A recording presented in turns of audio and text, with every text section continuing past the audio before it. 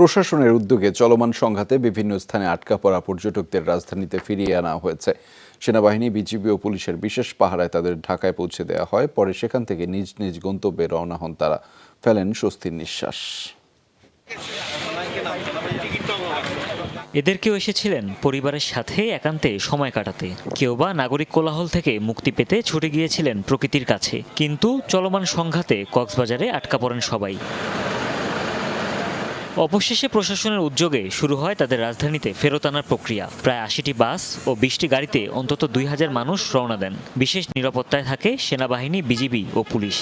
BGB, army সবাই মিলে আমাদের সহযোগিতা করে পারমিশন চেক করে সবাইকে এক এক করে ঢুকে বাড়িতে পাঠিয়ে দিচ্ছে। অ্যারাউন্ড 80-র কাছাকাছি হচ্ছে যে আমাদের বাস গিয়েছে, আর প্রাইভেট ভেহিকেল যেমন মাইক্রোবাস আর হচ্ছে যে প্রাইভেট কার, সেটা মিলিয়ে আমাদের অ্যারাউন্ড 100 ভেহিকেল গিয়েছে আজকে 3টা প্রোটেকশনে।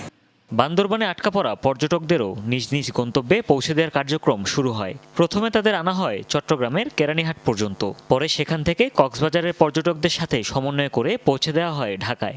4 দিন আটকেছিলাম। আপনি একটু বলুন। অনেক কষ্ট করেছি। হোটেল, পরিবহন যারা আছে তারা আমাদের সাহায্য করেছে। আমরা ভালো ছিলাম। আমরা এসে দেখি সিচুয়েশন অনেক খারাপ, দ্যাটস আমরা থেকে বেরোতে পারি। তো আস্তে আস্তে সিচুয়েশন খারাপ হওয়ার পরে আমরা এখানে আটকে যাই।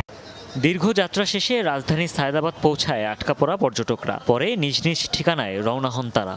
ডিসি অফিস থেকে জন্ম নিবন্ধন, ভোটার আইডি কার্ড দিয়ে টিকিটের ব্যবস্থা করা হয়েছে ওখান থেকে, তারপর আসলাম এরকম করে। বুধবার দিন কক্সবাজার গিয়েছিলাম। সো কারফিউর কারণে আমরা কয়েকদিন আমাদের আসার প্ল্যান ছিল শনিবারে। সো ওইখানে আমরা আটকা পড়ে যাই। প্রোটোকলের মাধ্যমে আমাদেরকে কক্সবাজার থেকে আপনার সায়েদাবাদ পর্যন্ত পৌঁছে দিয়েছে। এখন আমরা নিজেরা গন্তব্যস্থলে যাব। এটাই। কয়েক ধাপে দেশের বিভিন্ন পর্যটন কেন্দ্র থেকে প্রায় 10,000 পর্যটককে ঢাকায় আনা হয়েছে। হুমায়ুন রশিদ, যমুনা নিউজ।